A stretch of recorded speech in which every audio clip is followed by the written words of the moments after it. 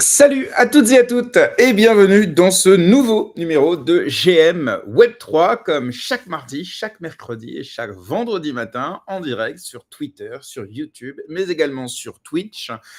2 heures, 3 heures à peu près qu'on passe ensemble chaque matin pour aborder l'actualité, recevoir les acteurs de l'écosystème pour des interviews, mais également faire des éditos, des débats, essayer d'apprendre sur cet écosystème qui nous plaît tous, celui de la crypto, de la blockchain et un peu plus récemment de l'intelligence artificielle qui, de façon assez naturelle, rejoint un petit peu notre monde crypto Web3. En tout cas, je suis très heureux de vous retrouver. N'oubliez pas, c'est très important de vous abonner, de partager le lien à vos proches, de mettre un like, un commentaire, etc. Tout ça est très important pour nous en termes de référencement. Avant de recevoir mes invités du jour et de vous annoncer le programme, je tiens à remercier le partenaire de cette émission, l'école blockchain Alira, qui est notre partenaire historique maintenant depuis plusieurs mois et qui nous accompagne à travers un certain nombre de formats. Vous redécouvrirez bientôt les pitchs à l'IRA qui reviendront dans l'émission, mais également les chroniques théâtre de Daniel. Et on est en train de travailler en ce moment sur un nouveau format avec l'école à l'IRA. J'espère que vous allez apprécier. Le premier numéro devrait arriver aux alentours du mois de mars. L'école à l'IRA, c'est la première école blockchain de France depuis 2019 qui propose des formations de consultants, de développeurs, de tokenomics, d'études de projets crypto, d'intelligence artificielle aussi. Eh bien, l'école vous offre 100 € de remise sur l'ensemble de ces formations.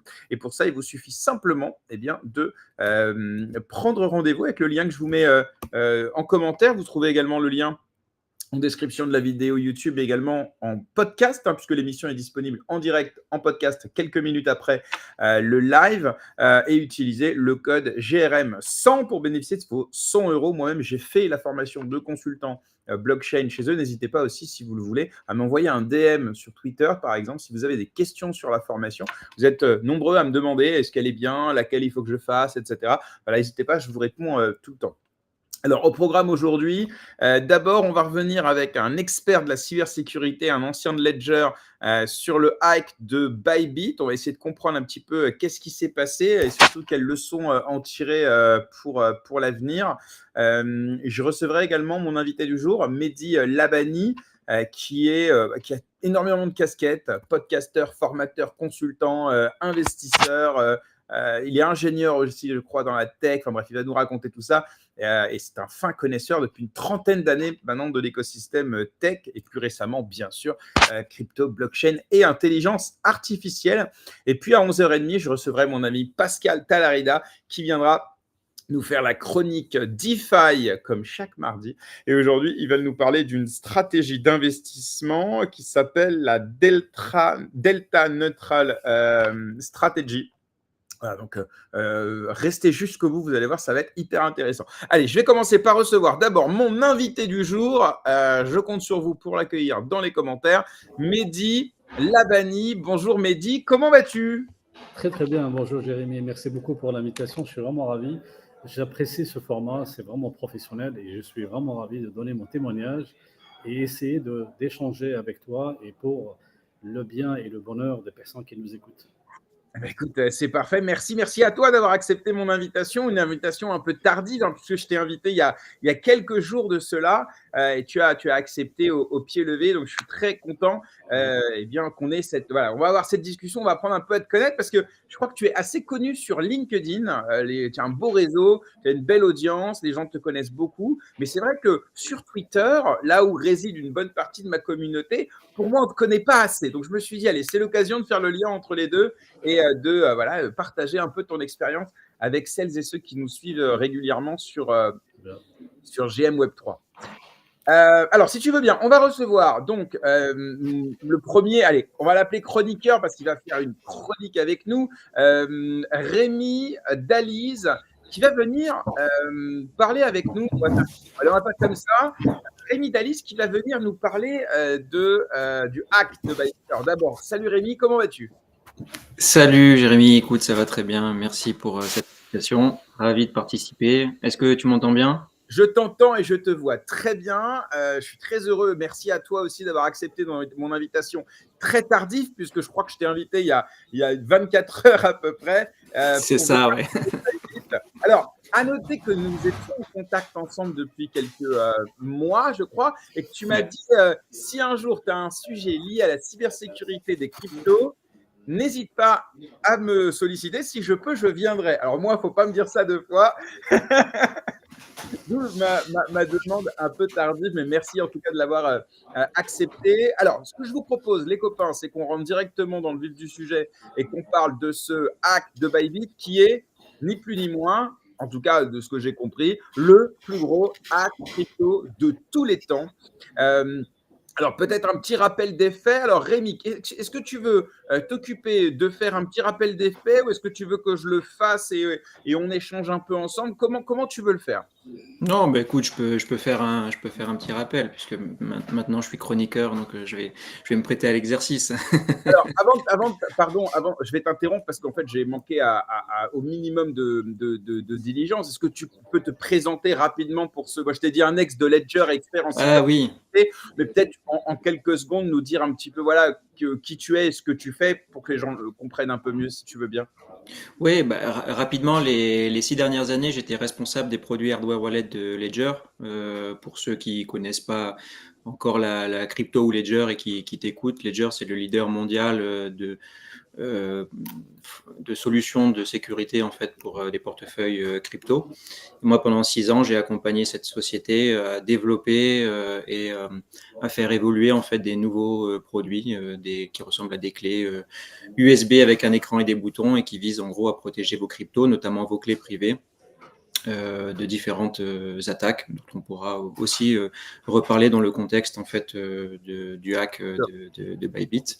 Et depuis 6 mois, j'ai lancé en fait une activité de conseil. J'accompagne des pros et des particuliers à comprendre les enjeux de sécurité liés en fait à l'investissement crypto avant d'investir, pendant qu'on investit, selon comment on stocke, selon comment on conserve ses cryptos, et à basculer progressivement vers des solutions de self-custody, de conservation personnelle de ses clés privées avec des dispositifs comme des hardware wallets. Merci, parfait. On avait reçu le CTO de Ledger, Charles Guillemet, dans l'émission il y a quelques semaines de là. D'ailleurs, je vous mets le lien en commentaire si vous n'avez pas vu l'interview. On avait abordé avec lui tous les sujets, même les plus touchy, liés à Ledger, et c'était très intéressant. Alors, merci Rémi pour cette petite présentation. Allez, hop, on y va. On va parler du hack de Bybit. Vas-y, raconte-nous un petit peu qu'est-ce qui s'est passé. Bah écoute, allez, commençons.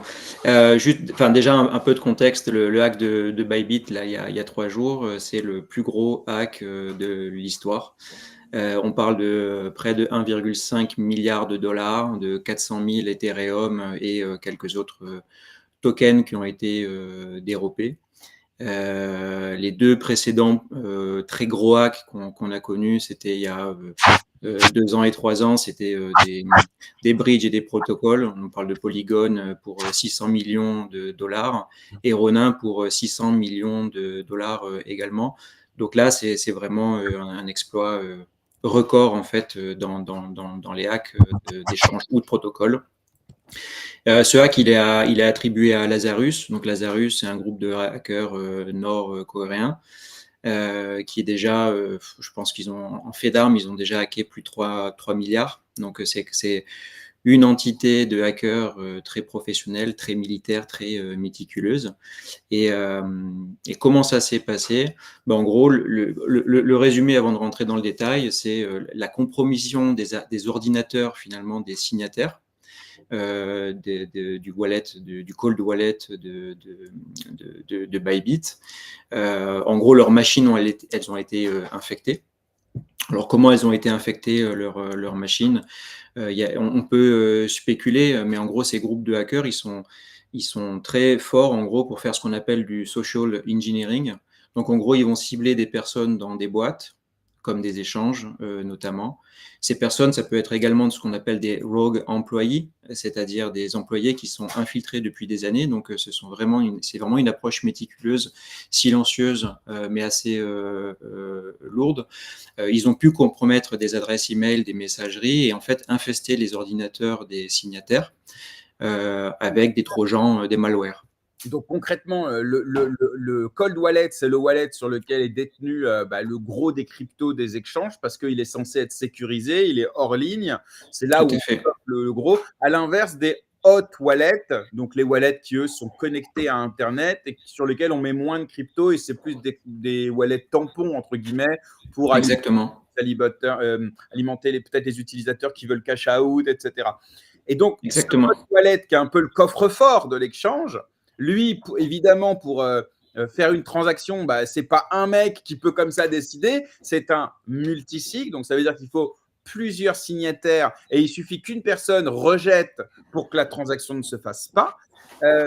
Et donc, comme tu dis, et ça c'est passionnant, alors cyniquement bien sûr, mais c'est passionnant d'imaginer ces hackers nord-coréens qui vont pas seulement être des cracks de l'informatique, mais qui aussi vont essayer de faire de l'espionnage, vont faire de l'escroquerie, vont se rapprocher socialement. Déjà, il faut les trouver, les signataires. Déjà, la question, c'est de savoir comment, moi, demain, je veux hacker un échange, comment je sais qui sont les 4, 5, 10, et j'en sais rien combien d'ailleurs de signataires il y a, du cold wallet que j'ai ciblé. On sait ça, comment ça peut se passer? Tu as une idée là-dessus? Non, pas nécessairement. Moi, je pense que c'est vraiment la combinaison de différents facteurs dans le social engineering, c'est d'identifier qui travaille où. Ensuite, d'avoir des campagnes d'email qui vont essayer de récupérer des informations, laisser en gros des petits secrets cachés en fait qui vont permettre de révéler ces informations.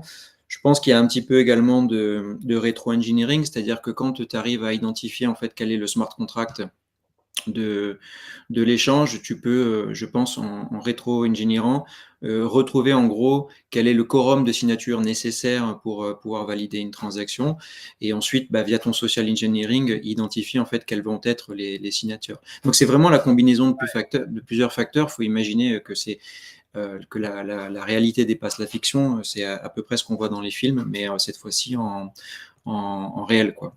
Et tu parlais tout à l'heure de la possibilité d'avoir des agents infiltrés, donc on n'est pas à l'abri aussi, qui est une taupe dans Bybit, qui Exactement. aurait vendu la liste des signataires ou qui, de l'intérieur, auraient donné des informations. Est-ce que, honnêtement, ça m'a l'air juste impossible que ce ne soit pas le cas?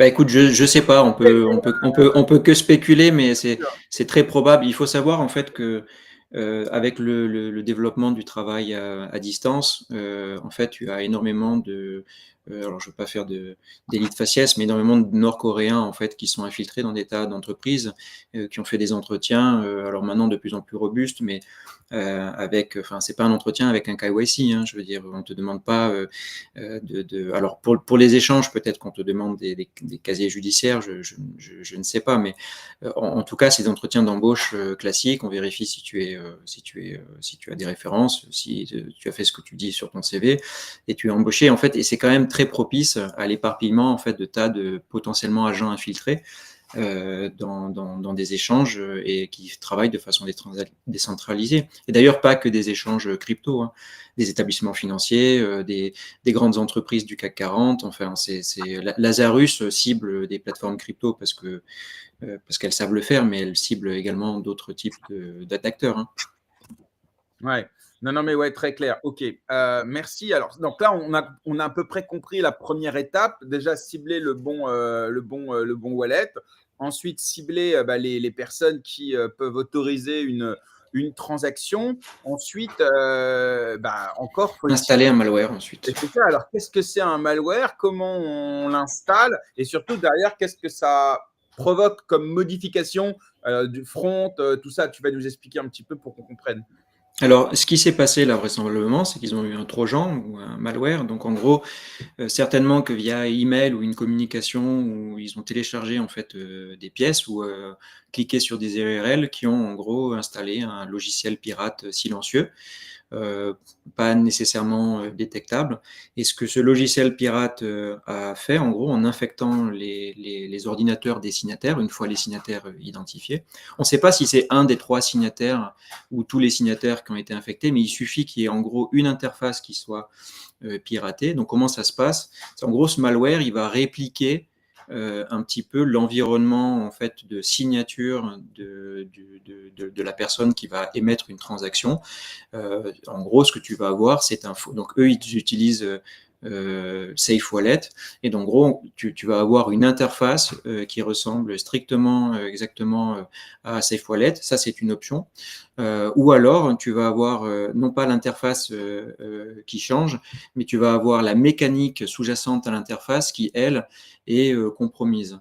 C'est vraisemblablement ce qui s'est passé, c'est-à-dire que tu es sur une interface dans laquelle tu fais une transaction normale, j'envoie ou je fais un transfert de fonds régulier d'un cold wallet à un hot wallet, et donc pour moi tout paraît légitime, mais en background, ce qui se passe, c'est que les termes en fait de cette transaction, ils sont modifiés en fait par le malware, et c'est forcément cette partie-là qui a échappé à l'attention des signataires, en fait, ils sont 3 hein, de la transaction.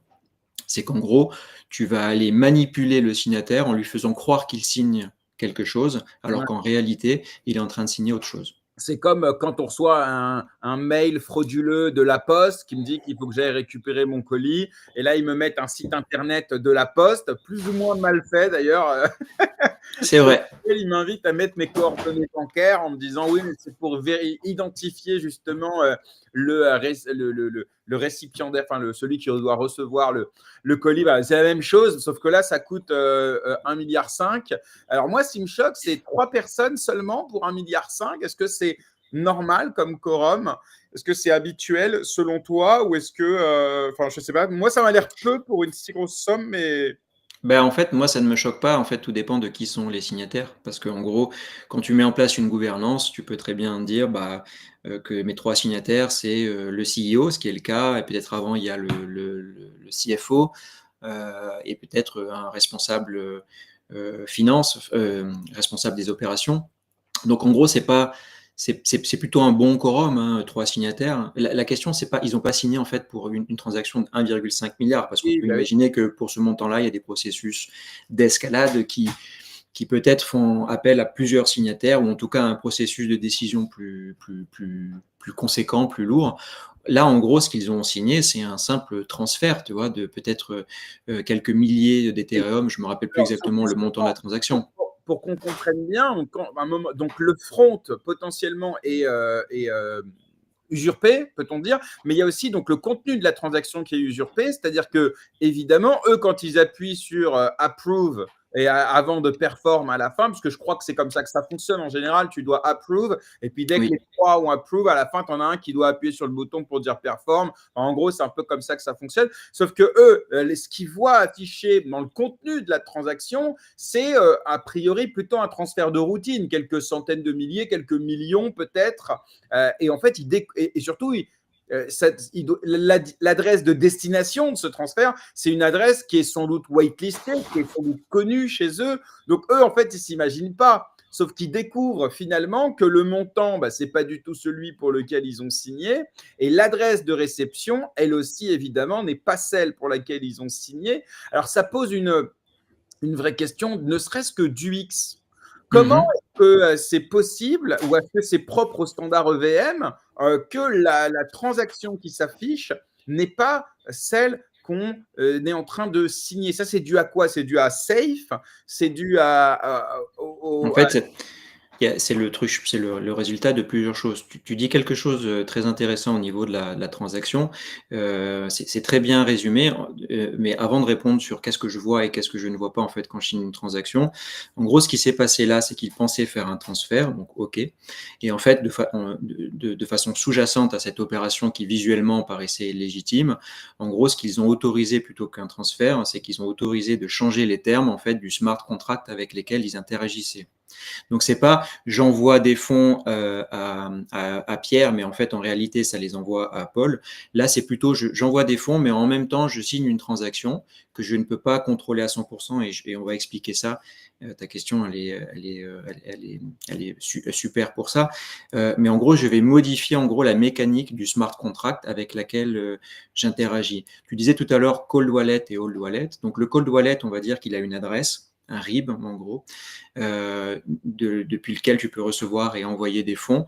Et en gros, il passe par ce qu'on appelle un proxy qui va dialoguer en fait avec le smart contract Safe. Donc Safe, c'est une solution externe développée pour apporter une solution de multi-signature.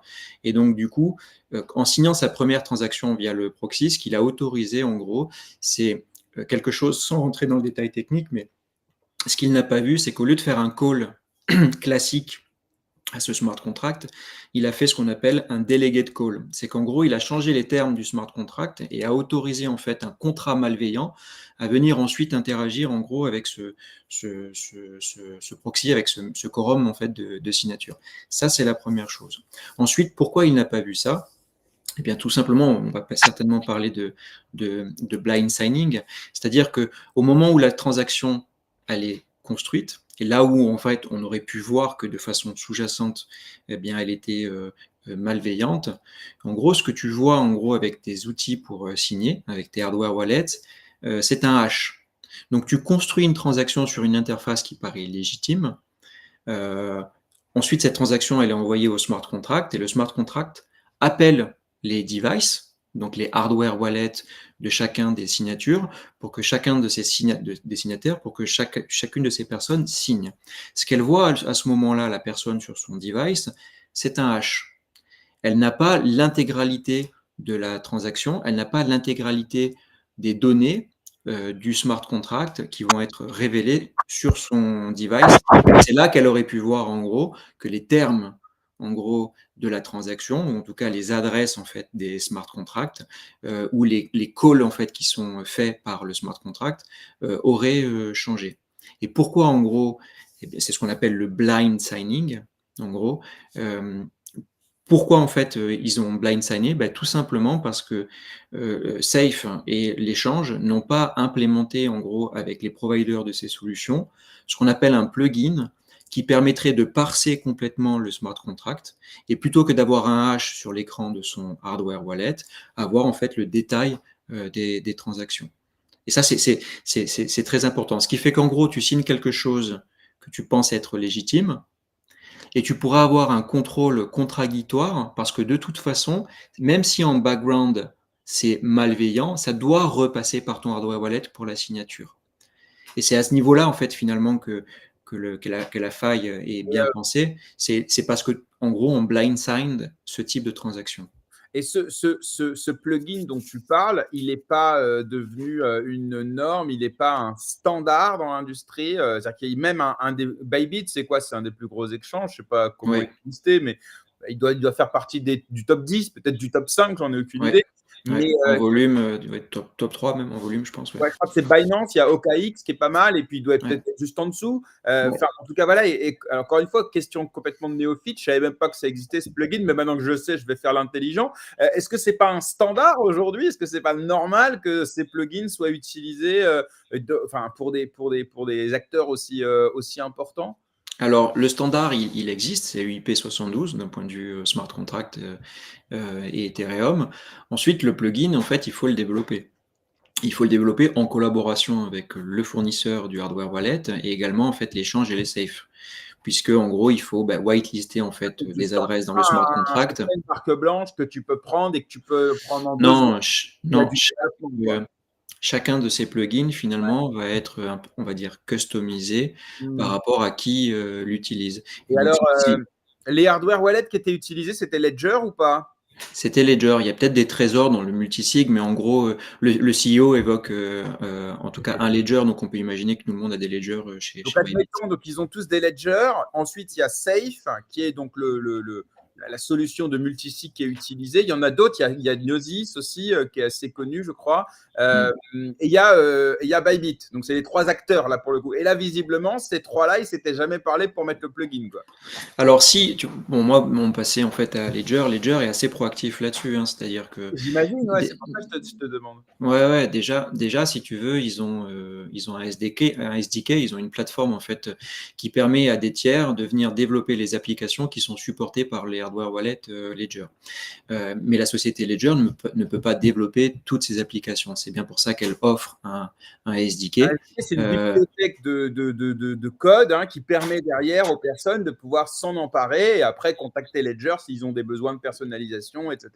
Exactement. Et puis si je fais une parenthèse, c'est ce qui aussi a expliqué à un moment la croissance rapide de Ledger, notamment dans le support de nouveaux coins, parce que tu ne peux pas scaler si tu développes toi-même en permanence le support de chaque coin au niveau du hardware wallet. Donc avoir cette architecture, ce SDK, ce bout de code qui te permet d'implémenter ton propre code sur le device est une façon de laisser l'écosystème venir développer sur la plateforme Ledger avec tous les contrôles qu'on imagine. Et donc Ledger est très proactif là-dessus vis-à-vis de ces plateformes, notamment parce que déjà ils ont une solution B2B qui aurait pu peut-être permis d'empêcher ce type de risque, mais parce qu'ils ont un device ouvert. Et donc du coup, on va pas parler de responsabilité, mais Ledger ne peut rien faire en gros sans que Bybit et Safe travaillent de pair avec eux pour développer en fait ce type de plugin. Et donc si je renverse un petit peu la réflexion, quand tu as un échange qui sécurise, alors je crois que la trésor c'est 16 ou 17 milliards, c'est quand même difficile de penser, avec tout ce qui s'est passé depuis 15 ans dans l'écosystème en 2025, de dire que tu continues de blind signer en fait des montants aussi conséquents. C'était exactement l'objet de ma question, c'était de se dire comment un échange peut avoir, je sais pas moi, oublié ou être passé à côté de quelque chose qui, quand tu me l'expliques, encore une fois, me semble si évident. Et visiblement, il travaillait avec le leader des hardware wallets et Safe, qui est aussi une réputation qui est plutôt bonne dans le secteur. Donc, ok. Donc là, visiblement, la responsabilité est plutôt du côté de Bybit que d'avoir pas mis toutes les chances de son côté pour pas se faire hacker. Je dis ça parce que je crois que le risque zéro, il n'existe pas, c'est pas le sujet. Mais si là on a un plugin qui est dispo et qui doit pas coûter des milliards à développer non plus, donc je vois pas la raison à part soit on fera ça plus tard, soit voilà. En tout cas, on voit que là il y a un problème. Merci pour ça. Passons peut-être maintenant à la suite. Donc ils ont réussi à récupérer 400 000 ETH. Et puis maintenant, leur objectif, c'est d'arriver à blanchir cet argent. Alors, on sait qu'il y a plusieurs acteurs de l'écosystème qui ont travaillé ensemble. Alors, ça peut être aussi bien des analystes comme Zach XBT, mais on a aussi des entreprises comme Tether, on a Ledger peut-être qui a apporté son soutien, certainement. On a des sites d'analyse on-chain type Elliptic, Look on-chain, etc. Enfin, tout cela, ils ont bossé ensemble pour essayer de tracer les fonds, essayer d'en geler une partie quand c'était possible. Je crois que Tether a réussi à geler quelques centaines de milliers d'USDT par définition. Mais bon, au final, c'est pas ouf pour l'instant les résultats. Surtout que jusqu'à présent, j'ai lu qu'on n'a jamais réussi à récupérer un seul dollar de la part de Lazarus depuis le tout début. Non. C'est une entreprise très, très profitable et leur but, c'est pas de. On parlait au début de hacks historiques précédents, là, de Ronin et Polynetwork. Je crois que c'est Polynetwork, le hacker, il a quand même rendu les 600 millions. Mais ça n'arrive pratiquement jamais. Il les a certainement rendus parce que justement, il y avait trop de traçabilité et que, en gros, c'est un exploit qu'il ne voulait pas assumer. Il a quand même gardé un petit peu d'argent. Mais, oui, en général, quand tu rends l'oseille, on te laisse 10% ou un truc comme ça. Ouais. Ce qu'il faut comprendre déjà au niveau politique, c'est qu'il semblerait que ce groupe Lazarus ait des liens très, très, très étroits avec le gouvernement nord-coréen. Donc, ce n'est pas des mecs dans leur garage. Non, c'est des mecs qui visiblement sont très proches et qui financeraient d'une manière ou d'une autre, le programme nucléaire nord-coréen. Alors, là encore, j'ai une source qui est Wikipédia, ça vaut ce que ça vaut. Mais on a les mêmes. Ouais, non, mais parce que, bon, après, peut-être, je ne sais pas s'il y a une preuve irréfutable de cette assertion, mais en tout cas, c'est quelque chose qui revient souvent. Donc, je le mentionne en mettant quand même ce petit disclaimer. J'en sais rien, moi, je ne suis pas au courant, moi, mais en gros, voilà, ce serait possible. Et puis, deuxième élément, et moi, j'avais lu un article là-dessus il y a quelques temps, c'est que sur les milliards de dollars qu'avait volé Lazarus depuis ses débuts, entre guillemets, en vérité, ils ont réussi à blanchir que très peu d'argent, en 10-15%. Donc, en vrai, ils sont obligés de voler énormément d'argent parce qu'en fait, à cause de l'évolution de la traçabilité, de la réglementation, des KYC, c'est très compliqué de blanchir de l'argent. Là, par exemple, typiquement, ils auraient depuis le début réussi à blanchir, pas, 10, peut-être 15% maintenant, ce qui est déjà Ouais, je beaucoup. crois 140 ou 200 millions, quelque chose Ouais. comme ça. Alors, Et ils y arrivent par bien, enfin, c'est assez ingénieux, hein, mais en général, je ne sais pas si c'est vers là que ouais, va ta c'est quoi question, leur mais procédure comment. un peu comme tu as récupéré, on va donner le tuto de celui qui a volé 1,5 milliard. Bah, le tuto très simple et en général et de plus en plus, c'est que quelle que soit la crypto que tu voles, en général, tu évites maintenant de repasser par de l'USDT ou de l'USDC parce que tu sais qu'en gros, Tether qui est derrière USDT et puis Circle derrière USDC peuvent en gros bloquer tes fonds où qu'ils soient, en gros en blacklistant les adresses où ces fonds sont identifiés. Et grâce à des traceurs comme ZachXBT ou d'autres, en fait, tu sais identifier les wallets qui détiennent ces fonds, donc c'est facile de les bloquer. Donc en général, là c'est facile, c'était déjà des ETH, mais en gros ils passent à ETH et ensuite ils essayent d'utiliser des échanges décentralisés, des échanges ou des échanges centralisés, mais avec des normes, on va dire, un petit peu légères. Et en gros, vu les montants, il faut aller chercher de la liquidité. Donc, tu as besoin, en fait, d'éparpiller tout ça vers énormément on va dire, d'échanges décentralisés. Après, il y a un autre élément de la stratégie, c'est la fragmentation. Donc, tu vois, là, par exemple, pour ce hack-là, je crois que ça a été d'abord divisé en 50 wallets de 10 000 Ethereum chacun. Donc là, tu commences à fragmenter parce que c'est depuis ces différents fragments que tu vas continuer de fragmenter en fait sur d'autres wallets. L'idée, c'est de brouiller les pistes. Ensuite, tu vas passer par des bridges. Donc, tu vas passer d'une crypto sur une blockchain donnée à une crypto sur une autre blockchain donnée pour encore apporter en fait une difficulté dans la traçabilité en fait des Là, je crois qu'ils fonds. ont pas mal converti en Bitcoin, hein, de ce que j'ai compris. Exactement. Et là, je lisais, je crois que c'est hier soir tard, ou enfin Zach XBT justement qui a fait un update, qui a identifié près de 1000 adresses cette fois-ci qui Oui. sont Oui. récipiendaires en fait des fonds hackés. Bien sûr. Donc c'est énorme. Donc il y a toute cette fragmentation qui a lieu, qui permet déjà de noyer un petit peu tout ça dans des centaines et là pratiquement 1000 wallets. Et ensuite, en général, ils utilisent des mixeurs. Alors, les noms, je les connais pas tous, mais il y a Tornado Cash, par exemple, mais je ne sais pas s'ils seraient utilisés. Ou des échanges. Ils auraient utilisé un qui s'appelle EX et Ouais. Alors, je ne sais pas s'il faut le qualifier de mixeur ou d'échange à proprement dit, mais c'est un échange, on va dire, un peu plus houleux que les autres et qui, a priori, est taxé de blanchir. Un mixeur, c'est tu envoies des transactions sur un smart contract, mais en fait, tu n'es pas seul à en envoyer. Genre, vous êtes 15 à en envoyer. Il y a les Nord-Coréens, État, Madame Michu, ils envoient tous au même endroit. À ce moment-là, le mélangeur ou le mixeur va tout mélanger et après, il va ressortir tout ça. Mais au final, on n'arrive plus à retrouver l'origine des fonds. Alors, je simplifie, hein, surtout que Madame Michu, il y a peu de chances qu'elle connaisse le mélangeur, mais tu as capté. Et on a perdu Rémi. Voilà. Non, je suis là. Voilà. Donc voilà, donc pour le coup, et donc ça permet, comme tu le disais, hein, il y a les bridges, il y a les DEX, il y a les mélangeurs, tout ça permet finalement de noyer le poisson, en fait. On peut dire ça comme ça. Je vais rajouter un petit truc, parce que je discutais avec un collègue que je vais nommer, là, Jonathan Rhys, qui travaille pour Blockchain Expert, et à qui je demandais, mais est-ce que tu as un peu des informations sur cette entreprise qui est, enfin, de mixage, en gros. Et en gros, il m'expliquait qu'au vu en fait, des montants énormes, aller en fait, taper sur des mixeurs, ça allait être un petit peu difficile dans ce cas-là, parce que, en gros, pour des raisons de liquidité. Donc, pour blanchir de l'argent, il faut qu'il y ait une contrepartie en face. Et il m'expliquait qu'ils étaient en train de pas mal en fait blanchir ou anonymiser cette information en passant en gros par PumpFun. Donc, en gros, ils passent par Solana et PumpFun.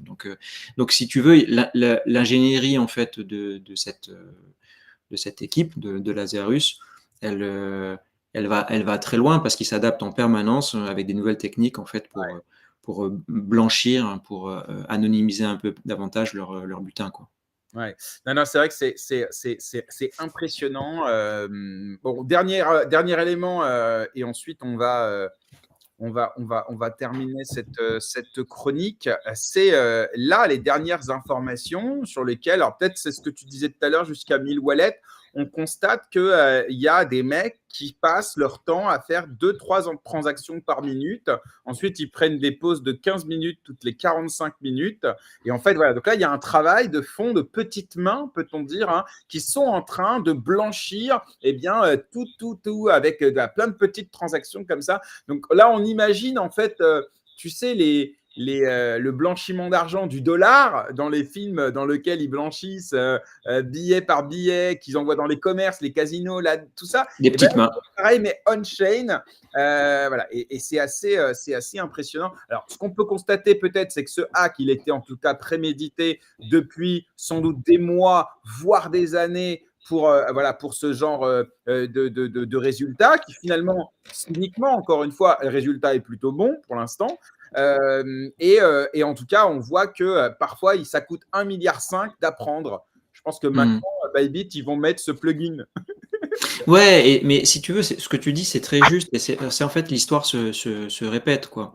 Parce que la sécurité, en gros, c'est pas une option, hein. Et surtout quand tu es une plateforme comme celle-ci qui a une réputation et qui se veut sérieuse. Et en gros, et c'est peut-être le mot de la conclusion, si on devait rétro-pédaler en fait, un petit peu sur ce qui s'est passé, tu vois que ce que fait Lazarus, c'est qu'il exploite les failles humaines. Donc, modifier un smart contract, c'est pas ce qui est le plus compliqué une fois que tu es infiltré. Par contre, c'est savoir que les utilisateurs les signataires sont en signature aveugle. Donc, c'est quand même fort. Savoir que les utilisateurs utilisent des PC qui sont connectés pour aller les infiltrer. Donc, si on devait un petit peu refaire l'histoire, tu vois qu'il y a des manquements qui auraient permis d'éviter en fait ce hack. Tu peux déjà très bien te dire que les transactions, elles pourraient être créées sur des environnements, des PC qui ne sont pas connectés, et qu'ensuite elles sont simulées offline, c'est-à-dire que tu as des moteurs qui te permettent de jouer ta transaction avant de la broadcaster, avant de l'envoyer. Rémi, tu vas revenir parce qu'on n'aura pas le temps. Ok. Je vais te réinviter, déjà parce que je te trouve passionnant et que je suis vraiment très content d'avoir fait un peu de ta connaissance en direct. C'est la première fois qu'on sait. Merci encore une fois d'être venu. Mais c'est vrai que le temps file et donc je suis obligé d'interrompre. Mais je vais te réinviter si tu veux bien pour qu'on reparle un petit peu de tout ça et plus largement même, hein, de la sécurité et des enjeux, parce que ça concerne finalement tout le monde, ça concerne les institutions. Là, on a vu un gars aux États-Unis qui aurait peut-être paumé l'accès à 1 milliard de bitcoin au Department of Justice, tu vois. C'est les échanges, c'est les retail, donc c'est vraiment global. Donc, je vais te réinviter. Merci. Avec plaisir. Rémi, merci beaucoup d'être venu ce matin. Et Mehdi, tiens, pour faire un petit peu la transition, j'imagine que tu as suivi ce hack de Bybit. Tu es là dans le game depuis longtemps aussi, c'est pas la première fois. Comment toi tu envisages la chose, surtout à l'aune d'un marché qui a finalement très peu réagi à ce hack? Je veux dire, à l'époque, quand tu avais un hack de cette ampleur, c'était un bain de sang immédiat. Là, on a un bain de sang ce matin, mais je pense que c'est pour des raisons différentes, parce que finalement, le marché a réagi assez peu, je trouve, à ce hack. C'est quoi ton recul là-dessus, Mehdi, toi? En fait, mon retour, bonjour. En tout cas, mon retour, c'est que le marché, c'est un peu trop gros pour que ça puisse un tout petit peu exploser. Donc, Bybit, ça génère aussi des flux financiers assez intéressants, assez grandes. Et donc, j'ai l'impression que personne, aussi bien dans la finance traditionnelle que dans la finance crypto, n'avait intérêt que cette crise générera des répercussions géopolitiques. Parce que n'oublions pas que, comme il a dit Rémi tout à l'heure, tout le monde sait que c'est la Corée du Nord. Ça vient de là-bas. Donc, quelque part, on ne veut pas assumer un échec venant d'un pays assez compliqué, auquel même les États-Unis n'ont pas d'emprise dessus. En fait, il y a des forces faibles et des forces fortes qui sont en dessous de la table, auxquelles le milieu mondial n'a pas envie, n'a pas intérêt à se dire on a failli parce que c'est la Corée du Nord. On fait quoi la Corée du Nord? On va les bombarder? On ne peut pas. On va faire des restrictions, ils sont déjà sous restriction. Ça, c'est une première observation. La deuxième observation, c'est que Bybit a tout de suite compris. C'est pour cela que. Mais dis, excuse-moi de t'interrompre, mais le son n'est pas génial. Je le remarque, et même dans les commentaires, on me fait la remarque, et c'est vrai qu'il est un peu étouffé. Alors, est-ce qu'on peut essayer d'améliorer ça? Est-ce que vous m'entendez mieux maintenant? Un petit peu mieux. Ouais, c'est un peu mieux, ouais. Voilà. En fait, ce que je voulais dire, c'est que maintenant, la finance traditionnelle et la finance crypto, elle est gérée par des forces politiques. Et que les forces politiques n'avaient pas intérêt que justement cette affaire devienne un scandale géostratégique mondial. Donc moi, dans les commissions, j'ai plein d'anecdotes à te raconter. Moi, par exemple, j'ai suivi la première démonstration de Ripple, par exemple. C'était à l'FTE, c'était sur Paris. Ça remonte à plusieurs années, auquel ils ont fait un virement transfrontalier dans la trade finance. Et j'ai entendu de mes propres oreilles des banquiers qui étaient carrément au pause de boire un verre, qui ont dit ça ne se passera pas comme ça. Quelques mois plus tard, Ripple, il a eu que des emmerdes dans les tribunaux américains.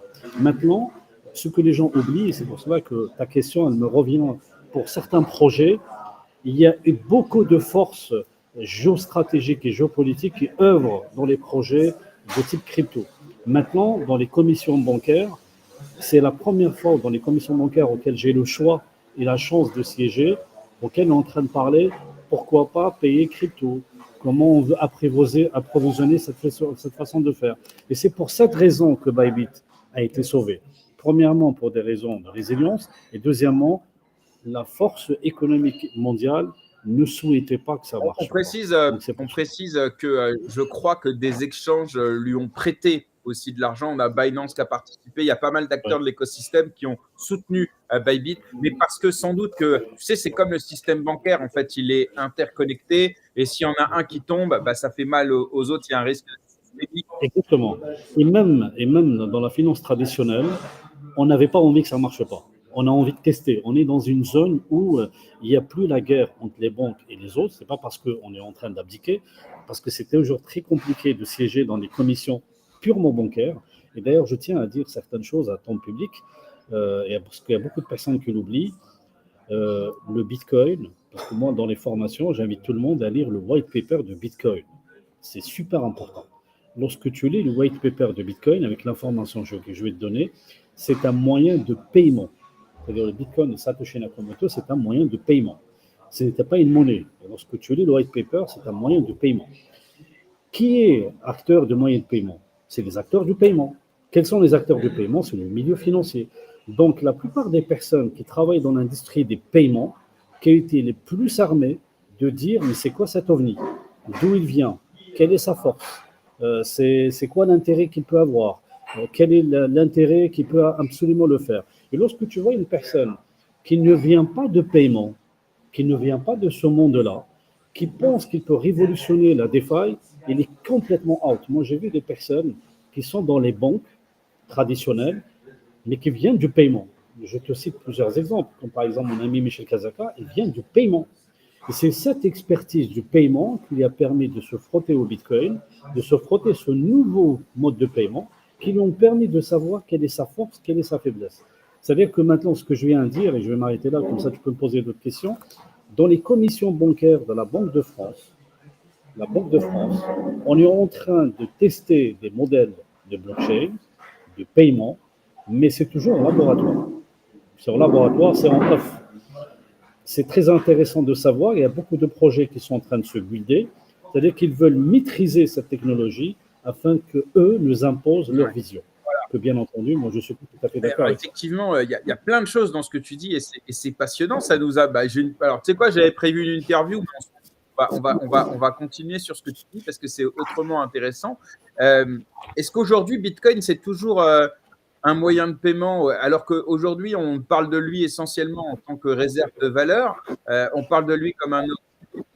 Est-ce que le projet de Satoshi Nakamoto de faire de Bitcoin une monnaie peer-to-peer, un e-cash, un cash numérique finalement, est-ce que c'est encore le projet de Bitcoin aujourd'hui? Je parle de l'écosystème Bitcoin, hein, ceux qui l'utilisent, ceux qui développent dessus, ceux qui en minent, etc. Vraiment l'écosystème en général. Ou est-ce que c'est devenu finalement plus une réserve de valeur, un peu à l'instar de l'or, et que finalement la monnaie de demain, ce sera davantage les stablecoins ou les monnaies numériques de banque centrale, et ça nous amènera au deuxième point juste après. La réponse, elle est politique. Je vais te donner quelque chose. Imaginez que M. Trump se lève un bon matin. D'ailleurs, n'oublions pas, hein, parce qu'il y a des gens qui disent Trump, il est venu pour la crypto-monnaie. Moi, j'étais à la commission de la FTE il y a 6 ans, auquel il y avait des émissions qui sont venues, qui nous sont présentées Libra, parce que j'ai envie de te donner ce témoignage, parce qu'il y a quand même... Libra, c'était la crypto-monnaie qui avait été créée par de Facebook. Exactement. Libra, ils sont venus. Et qui était celui qui a tué Libra? C'est M. Trump. M. Trump a envoyé un message à toutes les entreprises qui ont participé à Libra. Il a dit, vous participez à Libra, vous allez avoir des contrôles fiscaux les plus aboutis du monde. Normal, Ils sont il retirés faut les rappeler, alors c'est très intéressant parce que Libra, il faut se souvenir de quelque chose. D'abord, à l'époque, Trump considère les crypto-monnaies comme un concurrent au dollar. Et ça, pour lui, c'est inenvisageable. J'ai pas fini. Et surtout, le Libra, ce n'était pas un stablecoin dollar. C'était un panier de différentes devises. Ce qui peut expliquer le pivot entre les positions de Trump aujourd'hui et de Libra à l'époque. Je suis pas d'accord. Okay. Trump, je suis pas d'accord. Je vais argumenter pourquoi. Trump, il est malin, comme n'importe quel politicien. Il a vu qu'aux États-Unis, c'est plus de 40% des Américains qui sont une appétence crypto.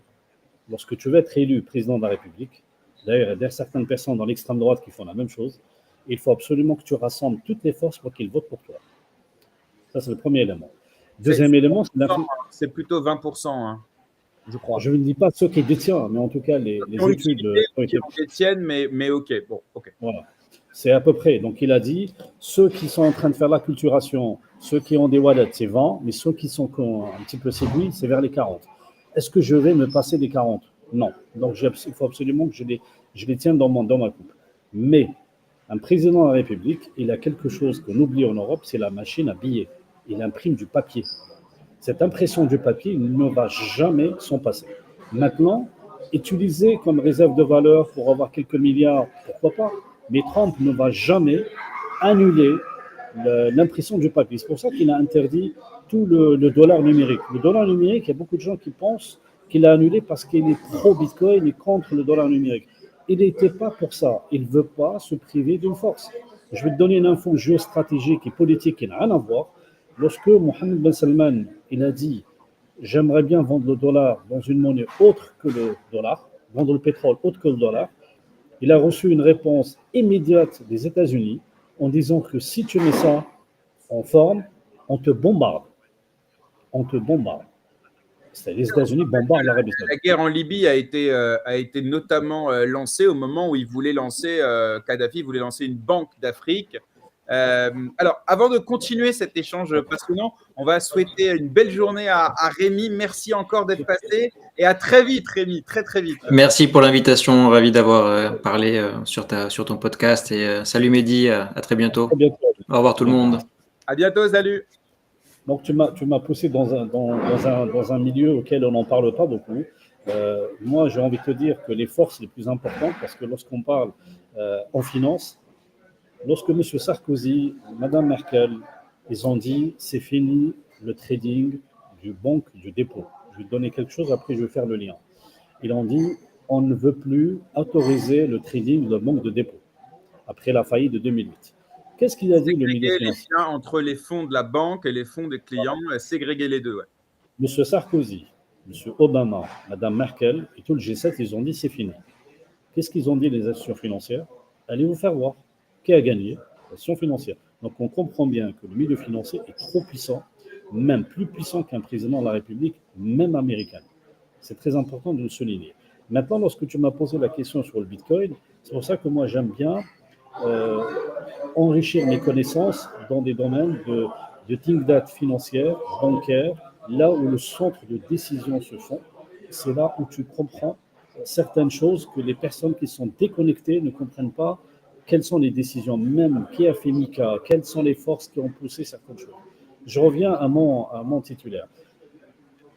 Les forces mondiales n'ont pas peur du Bitcoin si le Bitcoin devient généralisé. Ils n'ont pas peur de lui. Le jour où Bitcoin devient vraiment un moyen de paiement, là, ça devient compliqué. Monsieur Trump, là, je vais donner un exemple et je vais inviter l'assistance à réfléchir à ce que je vais dire. Si Monsieur Trump se lève le matin, il va dire que toute personne qui détient Bitcoin, c'est l'ennemi des États-Unis. Qui va l'empêcher de le faire? Est-ce que le Bitcoin va s'écrouler? Systématiquement, non. Le système Bitcoin restera toujours efficace. Mais est-ce que les gens, ils ont tendance à le garder? C'est ça la question. Est-ce que les gens vont garder leur wallet et leur Bitcoin dès lors que les États-Unis vont les déclarer comme étant des ennemis des États-Unis? C'est ça la question. Pour l'instant, le Bitcoin, ne pose pas problème dès lors que l'hégémonie du dollar est toujours là et que le président décide quand il veut d'avoir une réserve de valeur ou pas. C'est là. C'est pour cela que on ne peut pas dire que le Bitcoin va remplacer le système bancaire mondial. Ouais, personne Moi, n'a tu dit sais, ça. Ma question, c'était de savoir est-ce que le projet initial de Satoshi Nakamoto, qui était de faire de Bitcoin une monnaie, ce que tu rappelais tout à la l'heure, monnaie, moyen de paiement, pas une monnaie, moyen de paiement. une monnaie de paiement, donc on peut même dire Un moyen de paiement. un Moi, j'aimerais bien que ce soit une monnaie, mais c'est un moyen de paiement, j'insiste. Parce qu'il y a des gens qui me contredisent, je leur dis, on va lire ensemble le white paper de Bitcoin, de Satoshi Nakamoto. Non, mais c'est On très va le clair. relire. Donc, est-ce que ce projet initial qui est de faire de Bitcoin un moyen de paiement, est-ce qu'aujourd'hui c'est toujours quelque chose d'actualité, toujours quelque chose de désirable par la communauté Bitcoin, ou est-ce que finalement le fait que ce soit une réserve de valeur, de par sa supply illimitée, de par la faiblesse de son concurrent l'or, etc., est-ce que c'est pas ça le nouvel objectif C'est ça. de Bitcoin? En fait, lorsqu'on parle avec des banquiers, ce qui est intéressant, et c'est pour cela que moi je suis ravi de voir des organismes de formation s'impliquer et qui ont plus ou moins la culturation dans le milieu bancaire en train de s'améliorer. Il y a quelques années, faire une formation en banque, c'est carrément apprendre un chat à nager. Maintenant, on arrive à vendre des formations Web3, blockchain, crypto aux banques, c'est du jamais vu. D'ailleurs, moi j'ai la chance de former du bac, c'est quand même intéressant. Le Bitcoin comme réserve de valeur, c'est un fait. Lorsque tu dis à quelqu'un, donne-moi ton patrimoine depuis 20 ans et comment il a pu évoluer maintenant, et ben l'or et le dollar, ça se dévalue. Donc les gens qui sont en train de faire la politique de réserve de valeur du Bitcoin, c'est le passif qui parle du bien. Et moi, je suis assez content de le dire. L'or, Par ça se contre, dévalue? en fait, c'est pas que l'or dévalue, c'est qu'est-ce que tu peux acheter avec de l'or avec les années. C'est-à-dire que lorsque, par exemple, Jérémy, si on t'offre, je le souhaite, c'est un capital de 100 millions de dollars maintenant, dans 20 ans, est-ce que 100 millions convertis en or, avec la difficulté, c'est pour ça que les gens, lorsqu'ils ont de l'or, ils le convertissent rapidement en bitcoin, parce qu'il faut avoir payé l'assurance, il faut le détenir quelque part, c'est compliqué. Hein. Avoir de l'or à 100 000 euros, c'est facile, mais une fois que tu dépasses 1 million, ça devient compliqué de le détenir et de le préserver. Donc, les gens, ils ont remarqué que lorsqu'on a une fortune en or d'ici 15-20 ans, on n'a pas la même réserve de valeur que le Bitcoin. D'ailleurs, moi, lorsque je me suis frotté aux techniques de paiement de Bitcoin, j'ai envie de m'arracher la tête. Je me dis pourquoi je n'ai pas acheté beaucoup de Bitcoin à l'époque, mais il ne faut jamais dire Mais je crois que trop tard. tout le monde se dit ça. Non, mais Franchement, je on rebondis n'est jamais trop tard. sur le prix de l'or. Alors, le prix de l'or, il est en parité dollar. Donc, est-ce que c'est l'or qui prend de la valeur ou est-ce que le dollar qui perd? Je dirais plutôt le deuxième. Mais en tout cas, l'or dépasse régulièrement ses plus hauts sommets en termes de prix. Mais avec, tu as raison, évidemment, les limites de l'or en termes de conservation, de poids, de durabilité et même de coûts de conservation. On voit que là, ça se trouve, le dépôt d'or aux États-Unis, il n'a pas été véritablement audité depuis 1952-53. Donc, bon, d'ailleurs, on va voir ce qu'on va trouver si Trump et Musk vont l'auditer. En tout cas, c'est intéressant parce que par le prisme de tes réponses, on voit que tu es régulièrement en relation avec des institutionnels, et notamment tu parlais de banques, tu parles peut-être aussi de personnalités politiques. Toi qui as vu évoluer l'écosystème, quelles sont les barrières à l'entrée qui se sont petit à petit levées? Ça peut être les préjugés, ça peut être les doutes, ça peut être la connaissance, ça peut être tout ça, tu vois. Et qu'est-ce qui reste aujourd'hui peut-être la principale qui met le plus de temps et qui est la plus insupportable à essayer de lever? Je vais te répondre en deux temps. Lorsque tu parles à un banquier, c'est super important. Lorsque tu vas voir un banquier dans un déjeuner et tu veux lui présenter un projet innovant, le banquier, il va t'écouter. Il est enthousiaste de t'écouter, mais le banquier répond à une logique de carrière. C'est super important, ce que certains startups n'ont pas compris. Tu peux parler au numéro 2, numéro 3, de Société Générale ou autre, mais le banquier, il a une stratégie de carrière. Lui, c'est stock option qu'il a à la banque, c'est sa retraite, etc. Mais, moi, je vais te raconter une anecdote qui permet de répondre à ta question. J'avais un ami très riche, ça c'est dans 15 ans à peu près. Il m'a dit, Mehdi, j'ai un problème. J'ai dit, mais c'est quoi ton problème? Tu as de l'argent, à peu près 20 millions d'euros de l'époque. Hein. Il m'a dit, j'arrive pas à payer. Je dis, qu'est-ce que tu n'arrives pas à payer? Il m'a dit, j'arrive pas à payer ma marchandise. En fait, il faisait de l'import-export cosmétique. Je dis, comment ça t'arrive pas à payer? À l'époque, il faut absolument ne pas oublier le poids de SWIFT dans les banques, dans les transferts bancaires, et que finalement, SWIFT mettait 3 ans. Après, ils ont amélioré leur système de 3 semaines à 1 semaine. Mais il faut passer par plusieurs tierces, plusieurs banques, on appelle ça des banques traditionnelles, les banques domestiques. Mais il m'a dit, j'aimerais bien acheter vite, recevoir vite, vendre vite et faire d'autres cycles, ce qui est complètement logique. Il m'a dit, j'ai de l'argent, mais j'arrive pas à payer. Bon, il était domicilié en Algérie. Après, il travaillait avec quelle région du monde? Il travaille au Maghreb. Après, il s'est domicilié à Dubaï. Mais son problème, il s'est raccourci à 3-4 jours. On ne peut pas payer vendredi soir. On ne peut pas payer le samedi matin. On ne peut pas payer le dimanche. Les banques sont conscients de cela. Lorsque tu as un client fortuné, plutôt une entreprise qui a de l'argent, le banquier, il est emmerdé lorsqu'il te dit, j'ai envie de faire une opération le samedi, je vais faire une opération le dimanche. Donc, ils savent que la partie paiement crypto est la meilleure solution. Et d'ailleurs, la seule solution qu'il a pu trouver, on a parlé avec M. Zhou, c'était un grand constructeur à Shenzhen à l'époque, et il a payé en Bitcoin. Et ça a duré, pour être honnête avec vous, on a compté, ça nous a pris à peu près une quinzaine de minutes. On a fait une transaction de paiement, chose impossible de le faire en fiat. C'est pour ça que je te demandais avec quelle région du monde il commerçait, parce que la Chine, qui est un pays que je connais un petit peu, et à l'époque, quand on devait faire des paiements à des fournisseurs, des usines, etc., tu avais le délai interbancaire, tu as la douane, tu as potentiellement même le gouvernement ou une administration qui va venir contrôler, etc. Et en vrai, le délai estimé c'est 7 jours, mais ils te disent tous entre 10 et 15, voire un mois, s'il y a le moindre problème, etc. Voilà, c'est le paiement qui joue le rôle le plus important. Donc, une fois qu'on rétrécit le paiement, le délai de paiement, lui, il appuie sur le bouton parce qu'il y a des incoterms, mais tu le dis bien, parce qu'une fois qu'on achète en Chine, il faut avoir des assurances. Est-ce que c'est maritime?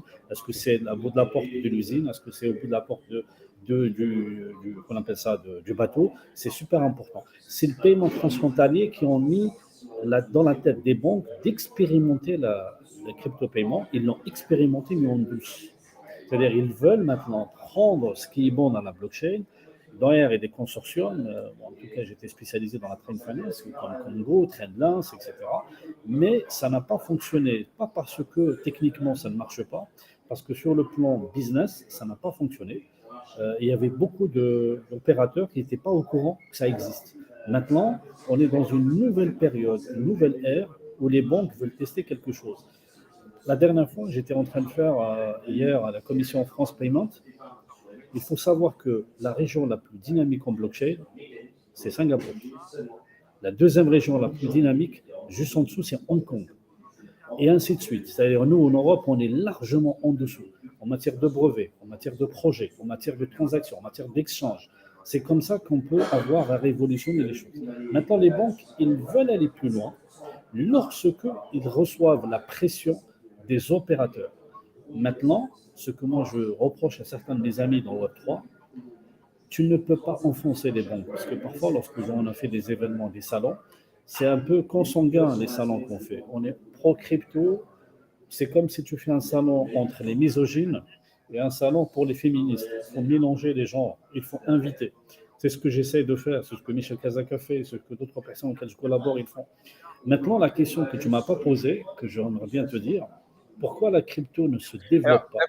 On va d'abord, si tu veux bien, parce que tu as parlé du paiement transfrontalier B2B, donc la trade finance. Parlons peut-être de la rémittance, qui est aussi un sujet qui est très important, notamment, je sais que tu es assez impliqué dans l'économie au Maghreb, et notamment en Algérie.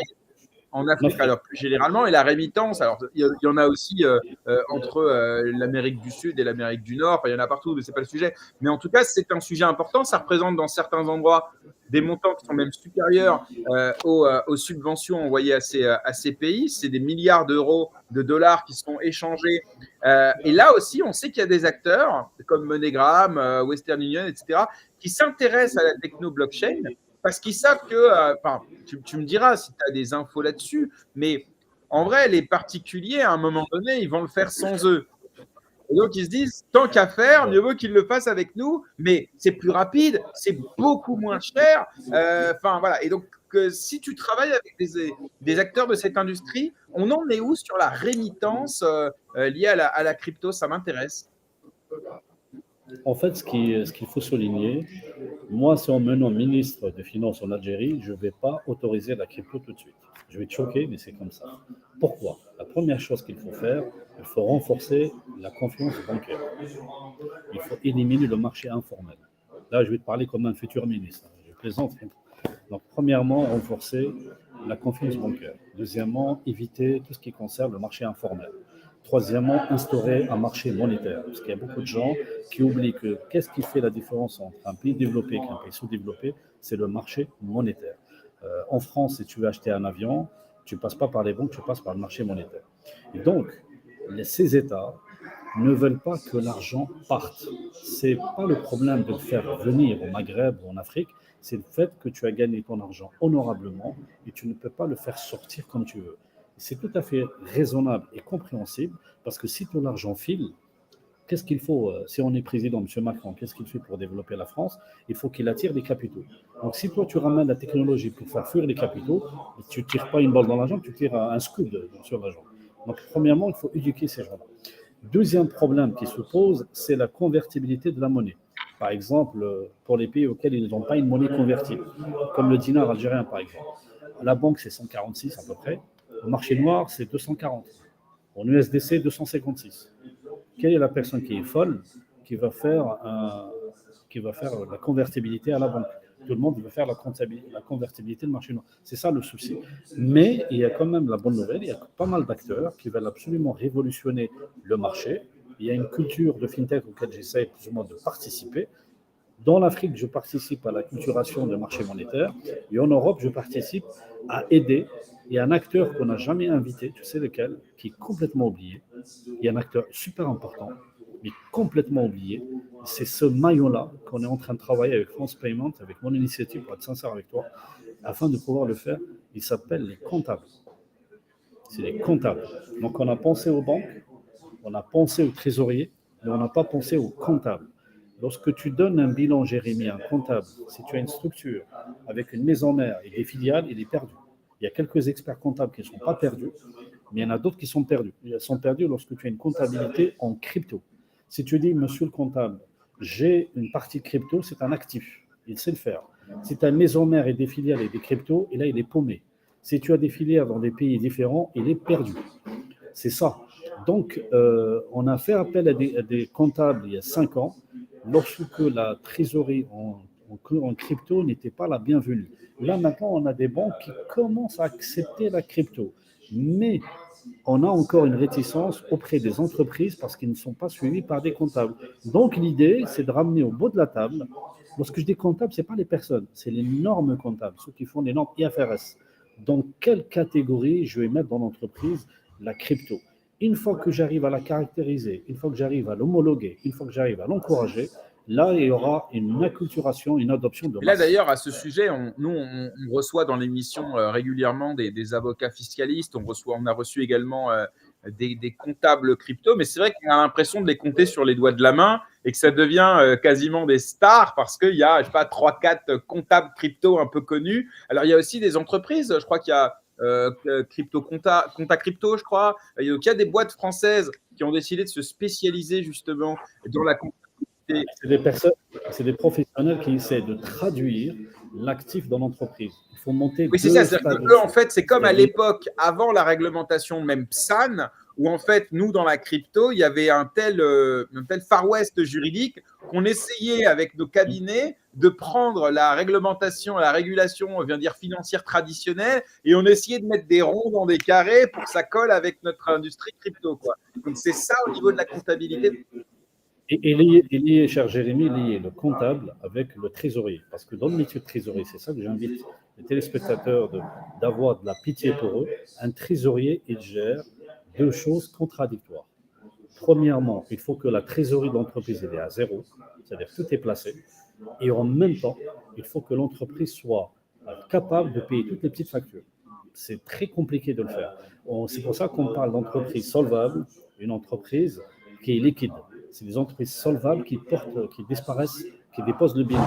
Exemple, moi j'ai vu une entreprise qui avait un stock de 800 000 euros déposer le bilan parce qu'elle n'avait pas pu payer une facture de 60 Parce que 000 c'est euros. pas liquide, en fait. D'ailleurs, c'est comme si tu as une trésorerie, une bijoutier, elle a 20 millions d'euros de bijoux, mais elle a une facture de 100 000 euros cash, elle ne les a pas. Donc il faut que ça soit liquide. Donc comment permettre aux trésoreries, parce que finalement, l'association de la FTE, je te donne une bonne nouvelle, ils ont été ouverts à la crypto. Ils disent pourquoi pas. C'est comme si tu as un chat qui te dit j'aimerais bien nager à la piscine. Donc là, on a quand même un changement. Je suis assez content de voir que certaines commissions, il y a un changement qui n'avait pas. Ouais. Le son n'est pas génial, Mehdi. Hein. Je suis désolé, mais jusque-là, ça allait. Là, c'était un petit peu moins bien. Est-ce que vous m'entendez mieux? Oui, c'est beaucoup mieux. Alors, j'aimerais qu'on parle ensemble justement de… Tu n'avais pas terminé peut-être, pardon. Est-ce que vous m'entendez mieux? Ouais, on t'entend mieux. D'accord. Qu'est-ce que je disais? Je disais qu'il y avait dans les commissions de trésorerie d'entreprise, il y a une volonté de pouvoir aider les trésoriers afin de pouvoir avoir la comptabilité crypto dans leur entreprise. Mais ils attendent le feu vert des commissions de comptabilité. Les comptables sont dans leur coin. Je ne dis pas les personnes qui utilisent des comptables, mais plutôt les normes internationales. Et le jour où on va essayer de les solliciter, de les faire participer, je pense qu'il y aura un avant et un après. Ouais, je suis d'accord avec toi. J'aimerais qu'on parle ensemble justement de… Tu parlais de MiCA. Moi, j'aimerais qu'on parle de la place de l'Europe, puisque tu as une vision internationale. Tu as l'air de t'intéresser à ce qui se passe aux États-Unis. Visiblement, l'Afrique, c'est aussi un continent que tu connais bien. L'Europe, qu'on connaît bien parce qu'on y est et qu'on le suit depuis un petit bout de temps. Je ne sais pas si tu as aussi une appétence ou une connaissance de l'Asie. Je vais te dire ce qui se passe en Europe. En Europe, on a deux choses qui sont complémentaires, qui sont contradictoires. Un, on a la BCE qui veut nous imposer l'euro numérique, qui, selon moi, a le goût, c'est comme si tu prends ta douche avec tes chaussettes.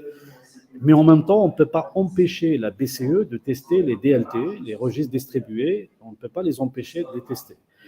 Mais en tout cas, en Europe, on ne veut pas perdre le contrôle de la monnaie. Et je vais même dire quelque chose qui va peut-être froisser ton public.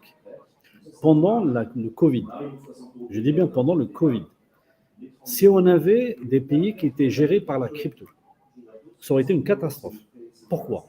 Parce que l'argent, j'allais dire, qui imprimait, l'argent qui vient de nulle part, c'est ça qui a permis de sauver les entrepreneurs et les entreprises. C'est-à-dire que pour moi, je suis en train de comprendre la logique monétaire et comprendre comment, petit à petit, on peut amener la logique de la crypto, de l'accompagner. Si on avait une monnaie comme Bitcoin, comme monnaie officielle en France, comme le Bitcoin il est réglementé, il n'y a pas plus de Bitcoin de ce que l'algorithme peut le faire, c'est ce qu'il peut détenir. On ne peut pas dire dessus une décision présidentielle, allez, on va vous offrir X millions de Bitcoin à ceux qui n'ont pas été en exploitation, qui ont perdu leur énergie. Donc là, pardon de t'interrompre, mais je pense que Bitcoin en tant que monnaie officielle de l'Union européenne, c'est même pas quelque chose d'envisageable. C'est clair, je suis en train de parler des hypothèses. Donc nous, lorsqu'on parle avec les banquiers, on ne leur dit pas on est votre ennemi. On dit on va vous accompagner afin de laisser le choix à des personnes qui veulent payer avec cette monnaie, qui peuvent avoir la liberté. Bien entendu, n'oublions pas une chose, une des choses qui ont été dans le Bitcoin, c'est dans le commerce international qu'on peut avoir les magouilles les plus énormes. Si tu veux blanchir de l'argent, c'est dans le commerce international que tu vas le faire. C'est clair. Et d'ailleurs, moi, j'étais dans une commission, je vais te raconter plein d'anecdotes. Il y avait une banque française, pour ne pas la citer, mais en off, je peux te la dire, qui était en train de faire du business avec l'Iran. Oui, mais d'ailleurs, BNP a été condamné pour avoir travaillé avec l'Iran à cause de l'extraterritorialité. Je n'avais pas envie de la citer, mais… Non, mais ça a été public puisqu'elle a été condamnée à des milliards. Il y avait une autre. Et lorsque j'ai posé la question naïvement à cette banque, comment vous le faites? On dit oui, on le fait les transactions par téléphone. Ouais. Pas de trace, par téléphone, pas vu, pas pris. Et si on est pris, on paye une amende. Donc c'est ça. Les États-Unis, ils ont une hégémonie du dollar. Les dollars sont en train de perdre, tu l'as bien dit, en Afrique, ils sont en train de perdre de l'influence vis-à-vis de la Chine. Il y a beaucoup de Chinois qui sont en train d'investir en Afrique. Il y a un recul français que je regrette, mais un recul français. Le franc CFA, c'est un autre sujet auquel je n'ai pas envie d'aborder parce que c'est très très sensible, qu'on ne le voit pas dans les médias de type CNews. Par exemple, M. Zemmour ne pourrait jamais parler du franc CFA. Jamais. Parce que ça sera à l'encontre de ses convictions qu'il permet de dire à la télévision. Le franc CFA, c'est une monnaie qui permet de ramener à la France beaucoup plus qu'elle permet de dire que ces pays africains nous coûtent. Et lorsque les pays africains, moi j'en ai parlé avec quelques-uns de la Banque centrale africaine, quelques-uns, je dis mais pourquoi vous ne voulez pas sortir du franc CFA? Ils m'ont dit techniquement on peut, mais politiquement on ne peut pas. Lorsqu'on dit on ne peut pas, on ne peut pas. Monsieur Kadhafi, tu l'as cité tout à l'heure, ce n'est pas parce qu'il était terroriste qu'il était banni. Le jour où il a dit je vais changer de monnaie en Afrique, là il est devenu dangereux. Ouais. Mais là, tu vois, pour le coup, ce que tu dis est intéressant parce que, alors, c'est vrai que dans l'émission, on parle crypto, on parle blockchain, mais on parle aussi politique. Donc, pour le coup, vraiment. Je ne suis pas venu pour ça, mais tu vas donner. Non, mais parce que comme c'est toi qui en parles, hein, moi je rebondis. Mais quand je dis qu'on parle politique, je ne parle pas de politique partisane, je parle de politique dans le sens même géopolitique pour ce qui nous concerne. Mais c'est intéressant ce que tu dis parce que finalement, avec la France qui perd du terrain dans un certain nombre de pays, on s'est fait dégager du Tchad, on a des relations qui sont calamiteuses avec l'Algérie. Alors après, le pourquoi du comment, je ne rentre pas là-dedans parce que soit on n'a pas les éléments, soit ça prendrait trop de temps, soit c'est trop polémique. Mais en tout état de cause, on perd du terrain au niveau diplomatique. On n'a même plus aujourd'hui quasiment de diplomatie. On n'est pas à l'abri que ces pays qui jusqu'alors se retenaient de sortir du franc CFA pour des raisons diplomatiques, géopolitiques, mais peut-être aussi de sécurité. Je veux dire, par exemple, on se rappelle que certains pays d'Afrique ont été bien contents de faire appel à l'armée française quand il y a eu une offensive djihadiste, tu vois. Bon, après, il semblerait qu'on soit resté un peu trop longtemps, mais bon, tu as compris, quoi. Donc, il y a des intérêts géopolitiques, géostratégiques, et si la Chine, la Russie aussi, prend des kilomètres carrés, entre guillemets, à la France en matière de diplomatie, on n'est pas à l'abri que demain, ces pays-là se disent, finalement, le rapport coût-avantage, on peut sortir du franc CFA. Est-ce que c'est vraiment dans leur intérêt? Parce que malgré tout, le franc CFA, il leur permet, sauf erreur de ma part, une relative stabilité des prix, non? Mais tu ne peux pas avoir de marché monétaire. Il te permet de ne pas avoir de marché monétaire, je le dis. Pour développer un pays, il te faut des banques publiques, des banques privées et un marché monétaire. Et lorsque tu n'as pas la maîtrise de ta monnaie, tu ne peux pas le faire. Oui, mais les pays qui sont en Afrique, c'est soit tu es indexé au dollar, soit tu as une monnaie qui a une inflation en millions de pourcents, soit tu as le franc CFA. Alors, je tire à très grands traits, mais est-ce qu'il y a une monnaie réussie en Afrique?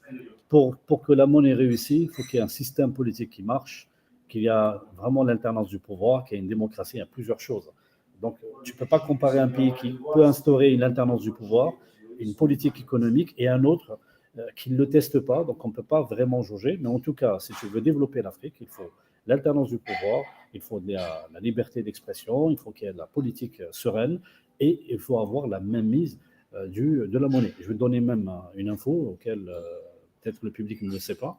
Il y avait pendant 1 an et demi en Algérie, des salaires des fonctionnaires ont été payés par le dinar imprimé, du papier. La banque algérienne a imprimé, du papier. Elle a imprimé du papier. C'est-à-dire, elle a imprimé pendant 1 an et demi. Tous les économistes ont dit que c'est une catastrophe. Vous êtes en train de faire l'inflation. Heureusement pour nous, c'est que le taux de pétrole il a augmenté, et que finalement, le petit delta a été sauvé, et après, ils ont arrêté l'impression. Imagine que le pays n'a pas fait ce moyen non conventionnel que je réprouve. C'est-à-dire que je ne suis pas d'accord. Mais en tout cas, c'était un moyen pendant 1 an et demi. Si c'était sur franc CFA, il n'aurait pas pu le faire. Donc, lorsque tu as la maîtrise monétaire, ça te permet de faire une politique de relance que tu ne peux pas le faire dans un pays. D'ailleurs, c'est ce que prônent aujourd'hui les personnes qui veulent sortir de l'euro, qui se disent qu'en fait, on a besoin de récupérer cette souveraineté monétaire parce que l'euro est surévalué, il est basé sur le mark allemand et qu'on aurait tout intérêt parce que nous, il coûte beaucoup trop cher l'euro par rapport à la productivité. Et les prônants de quitter justement l'euro, je ne parle même pas de l'Union européenne, je parle de l'euro, se disent que c'est un mal il y aura forcément des externalités négatives au début, mais à terme, on va pouvoir faire des politiques inflationniste, déflationniste, enfin, avoir le pouvoir de la compétence monétaire. Et je pense qu'effectivement, je suis d'accord avec toi, c'est indispensable. Je vais revenir sur ma question parce qu'en fait, à la base, j'avais une question, mais je t'ai laissé y aller parce que c'était intéressant. Quand je te parlais des différents blocs, et notamment donc, de la régulation, on a les États-Unis qui a une politique plutôt favorable, une volonté politique et réglementaire favorable aux cryptos. On a des pays comme les Émirats arabes unis, Singapour, etc., qui sont aussi très pro-crypto. Et puis, on a l'Europe qui est très pro-régulation. Toi qui es vraiment, j'allais dire, dans le sein des saints, parce que tu parles avec un peu tout le monde dans l'écosystème, toi, tu es plus… Qui ne sont ni sur Twitter, parce que tout à l'heure, tu as fait la remarque, beaucoup de mes contacts ne sont ni sur Twitter, ni sur LinkedIn, ils sont nulle part.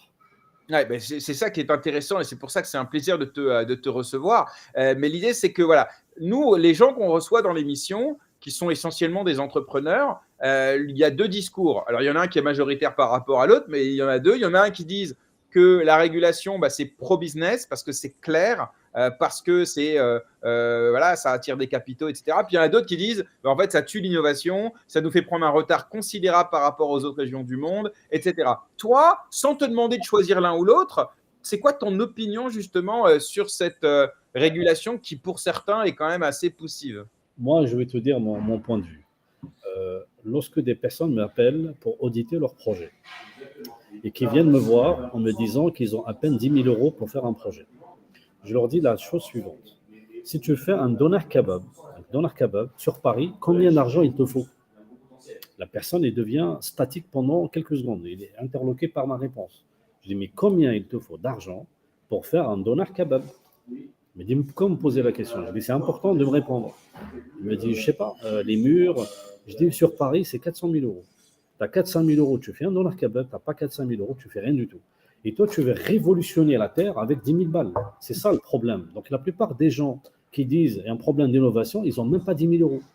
Va travailler, économise, essaie de gagner des galons, demande la love money autour de toi, récupère un peu de pécule et un peu d'expérience et viens faire un projet. Par contre, lorsque tu as de l'investissement, parce que le discours, tu peux avoir 10 oui, mais chaque oui, il a une raison différente. Et tu peux avoir 10 non, et donc chaque non se cache quelque chose de différent. Moi, j'ai beaucoup plus. En fait, il y a dans le Web3, moi j'ai plein d'anecdotes et je n'ai jamais parlé sur les uns et les autres en public. En 2020-2022, il y a des personnes qui ont levé des fonds à partir de rien. Un PowerPoint, tu lèves des fonds, Jérémy. Un PowerPoint. Maintenant, on ne peut pas le faire. Donc, les personnes qui ont levé des fonds, ils se sont crus comme étant les rois des pétroles et qui ont une vision du Web3, qui savent ce qu'il faut faire. Mais lorsque tu prends chaque personne, tu dis, mais qu'est-ce que tu as fait avec ta structure Web3 du point A au point B? Et tu vas voir, c'est une catastrophe. Si, ils ont fait du staking. Voilà. Et lorsque tu vois les salaires, Ils ont fait des NFT. Lorsque tu vois les salaires des entrepreneurs qui ont levé des fonds, celui qui n'a pas donné 10 000 balles de salaire minimum, c'est vraiment le plus con du service. Essaie de lever des fonds. En fait, maintenant, la levée de fonds, c'est devenu donne-moi ton argent pour que je me paye un salaire, moi et mon équipe, pendant 2 ans. C'était ça. Et moi, je suis contraire à ça. Maintenant, je reviens à ta question. Si tu veux investir dans un projet, moi, je dis toujours, il ne faut pas chercher l'origine des fondateurs. Il faut voir où est-ce qu'ils se positionnent. Si toi, tu me dis, Mehdi, j'aimerais bien investir dans un projet, ça sera beaucoup plus facile pour toi d'avoir quelqu'un qui a investi en France ou en Europe, où c'est réglementé, que quelqu'un il a une entité à Malte, ou les îles paradisiaques, je ne sais pas, les îles exotiques. Donc, c'est un effet de levier. Il faut maintenant éduquer les entrepreneurs à la culture du cash. Le cash, lorsque tu lèves des fonds, ce n'est pas l'argent qui tombe du ciel, sauf si c'est un airdrop, mais c'est de l'argent qui est donné par des investisseurs pour que tu puisses développer ton affaire. Et c'est ces gens-là qui sont en train de râler, trop de contraintes, etc. Mais aussi de l'autre côté, parce que je vais aussi être sincère avec toi, ceux qui ont poussé Mika, c'est des banques. Parce que toi, lorsque tu remarques l'open banking, c'est la norme DSP2 qui a permis l'open banking d'exister. C'est une loi. Donc, celui qui me dit que la loi tue l'innovation, je dis, mais DSP2, ce n'est pas une loi. Il me dit, oui, c'est une loi. C'est cette loi qui a permis à ta start-up de progresser. Sans cette loi-là, tu n'aurais jamais pu faire une fintech. Donc, il faut aussi mesurer les choses. Et la meilleure façon d'aider le réglementaire de écouter. Il faut avoir des interlocuteurs qui n'ont pas d'ambition politique. Parce que malheureusement, je n'ai pas envie de jeter la thème à tout le monde, il y en a des gens intéressants et je suis vraiment ravi, mais il y en a certains, lorsque tu leur donnes la parole, la télévision, BFM TV, crypto, machin, mais en public, c'est moi, hein. En public, les autres, je suis là pour aider la communauté, mais lorsque tu le prends en public, tu te demandes de faire une conférence, et paye-moi mon hôtel, paye-moi mon trajet, paye-moi mon honoraire. Je dis, je ne comprends pas, l'émission, tu as dit que tu aimes la communauté, l'écosystème, et là tu me parles d'honoraire, de trajet. J'ai plein d'histoires à raconter. J'ai peur de savoir de qui tu parles. Mais c'est intéressant. C'est intéressant ce que tu dis. En tout cas, j'aime bien ce discours qui est assez comment dire, assez surprenant. Mais moi, j'aime les discours un peu différents plutôt. Et finalement, je suis assez d'accord avec toi. J'aime bien. Parce que c'est vrai qu'on est entouré de beaucoup de révolutionnaires du dimanche avec un protocole qui va changer la finance de demain. Et ton exemple avec le kebab, je le trouve hyper intéressant. Et donc, merci en tout cas pour ça. Je vais juste dire une chose avant de… Ouais, après, on va parler. Il nous reste 10 minutes. J'aimerais qu'on parle IA un peu avec toi, mais je t'ai invité parce qu'on n'aura pas le temps de tout aborder, évidemment. Je voudrais juste dire une chose. Je t'en prie, vas-y. Je vais dire une chose. Si par exemple, tu sélectionnes 2 filtres et les 2 filtres ne sont pas les mêmes, je vais donner l'ordre n'est pas le même. Imagine, tu me dis midi, je cherche les 10 femmes les plus belles de l'université. Et sur les femmes les 10 plus belles, je cherche la plus intelligente. Si je change le filtre, tu n'auras pas la même candidate. Si je prends les plus belles, et parmi les plus belles, je prends la plus intelligente, ça ne sera pas la même chose, je prends les 10 plus intelligentes et je prends la plus belle. En fait, on va dire belle, intelligente, ça peut être aussi intelligente et sportive. C'est juste pour caricaturer, pour laisser l'exemple. Ouais. Donc, pourquoi je dis ça? Si tu veux être très fort en DeFi, il faut que tu sois fort en finance et en économie. C'est-à-dire que moi, j'ai vu des personnes qui ont fait de la programmation informatique, qui sont intéressés à des protocoles DeFi, mais qui n'ont aucune connaissance en économie, aucune connaissance en finance d'entreprise et finance de marché. Et j'ai vu de l'autre côté des personnes qui étaient en financier d'entreprise, financier du marché, qui n'avaient aucune connaissance des protocoles informatiques, qui se sont formés. Et bien, au résultat final, c'est les financiers qui exposent les autres. Il faut le savoir, ça. Oui, parce que les fondamentaux sont les mêmes, en vérité. Lorsque le code est au service… Lorsque tu commences par la finance d'entreprise, la finance de marché, et tu te cultives pour comprendre c'est quoi les protocoles, c'est quoi l'informatique, tu deviens beaucoup plus fort que quelqu'un qui commence par les protocoles. Par exemple, je vais te donner un exemple, et là, on va passer à l'IA. Lorsqu'on parle, par exemple, du cash pooling, si tu prends n'importe quel développeur, j'en ai fait le testing, hein, je dis, est-ce que tu as dans ton protocole cash pooling? C'est quoi le cash pooling? Je ne comprends pas. Lorsque tu parles à quelqu'un qui fait de la finance d'entreprise, le cash pooling, c'est quelque chose qui l'intéresse et qu'il a déjà fait. L'ingénierie financière, plus une formation de DeFi, feront de toi quelqu'un de trop puissant et trop mûr. C'est pour ça que Satoshi Nakamoto, lorsque je parle aux gens de lire son Bitcoin, le livre plan, je leur dis lisez les annexes. C'est impressionnant, les annexes. Lorsque tu lis les annexes, tu comprends qu'il avait une vision pluridisciplinaire. Ok. Alors, on va parler un peu IA. Alors, moi, ma question, en fait, elle va nous amener sur plein de choses, sans doute, mais j'ai l'impression qu'on a envie de faire le lien entre IA et blockchain. Ma question, c'est est-ce que ce lien, il est artificiel? C'est-à-dire qu'on le fait parce que ça fait bien de le faire? Ou est-ce que tu vois, toi, des liens réels, pragmatiques entre ces deux Enfin, la blockchain, ce n'est pas une techno, c'est une base de données, mais on se comprend entre ces deux industries, disons. Pour être sincère avec toi, c'est très important de le savoir, la révolution de la blockchain, elle est même plus forte que la révolution de l'intelligence artificielle. Ça va être choquant. C'est contre-intuitif. On entend souvent l'inverse. Je te promets, lorsque tu mets plusieurs hypes, tu vas vraiment comprendre ce que je viens de te dire. On a fait une conférence avec Michel Kazaka, on a dit que l'IA était une bulle. C'était à Toulouse. C'était en Toulouse en octobre 2024. Tout le monde nous a été surpris. Je dis, comment vous osez dire que c'est une bulle? Nous avons dit c'est une bulle parce que nous avons vécu d'autres vies, d'autres bulles. Et finalement, on a vu avec DeepSeek comment en une journée, on a perdu 500 milliards. La blockchain protège la propriété C'était intellectuelle. le LLM chinois qui, Voilà. en 24 heures, est venu Il faut voir qu'il y avait deux approches. Une approche inductive, une approche déductive. L'approche inductive, elle était la plus utilisée jusqu'à les années 60, jusqu'à les années 80. L'approche déductive, elle n'avait pas du tout d'adepte. C'était le deep learning. Elle n'avait pas la puissance. Elle n'avait pas la puissance de calcul. Les recherches mathématiques, ils ont permis de faire des algorithmes de déduction. Il y a toujours des biais. Et c'est hyper important. Maintenant, j'ai envie de faire un coup de pub à deux femmes. Grâce à elles, on a donné la publicité au deep learning. La première, c'est Fei Fei Li, qui est née en 1975, qui est une chercheuse en intelligence artificielle, qui a fait un concours qui s'appelle le concours ImageNet. Retenez bien, ImageNet, qui était entre 2010 à 2017. C'est juste un concours. Comment tu peux reconnaître une image? Donc, il y avait plein de personnes qui sont venues reconnaître une image. En 2012, il y avait une George Hinton et deux de ses doctorants de l'Université de Toronto qui ont utilisé un algorithme basé sur le deep learning, qui est quand même quelque chose qui était complètement paumé, complètement pas utilisé, qui ont réussi à gagner le concours. Et depuis ce temps-là, le buzz, et tout le monde parlait du deep learning. Et bien entendu, Yann LeCun, le français était dans le deep learning, mais personne ne le regardait, personne ne regardait ses travaux. Et là, on a fait un coup de pub.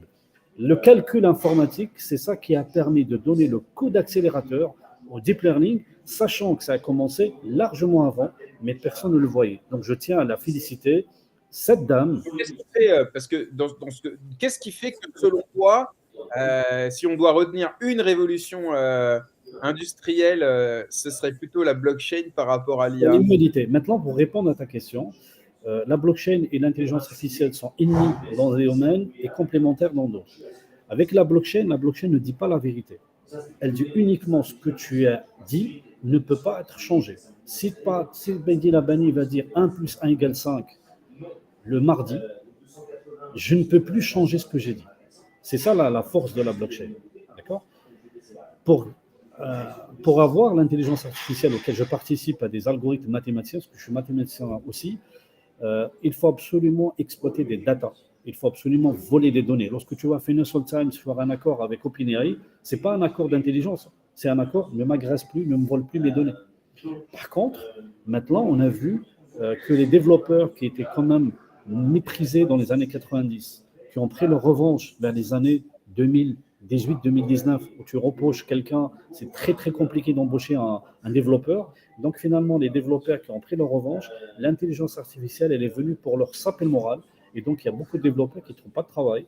Moi, j'en ai vu beaucoup qui cherchent du travail d'une façon beaucoup plus difficile. Donc, l'informatique, si tu as par exemple, Jérémy, tu as besoin d'un projet, tu as besoin de 20 développeurs, tu peux embaucher 5, augmenter à l'IA. Et tu leur dis, voilà, vous êtes 5, vous êtes tous augmentés à l'IA. Le senior le plus performant qui va relire les codes, augmenté à l'IA, tu fais le job et on n'a pas besoin de recruter 20. Donc, l'informatique, on peut utiliser l'IA pour faire des cryptos, des modèles, pour les analyser, pour détecter la fraude, pour automatiser des tâches. Et ça, l'IA actuelle, elle est vraiment utile. Et j'en ai vu beaucoup de banques qui sont en train d'utiliser.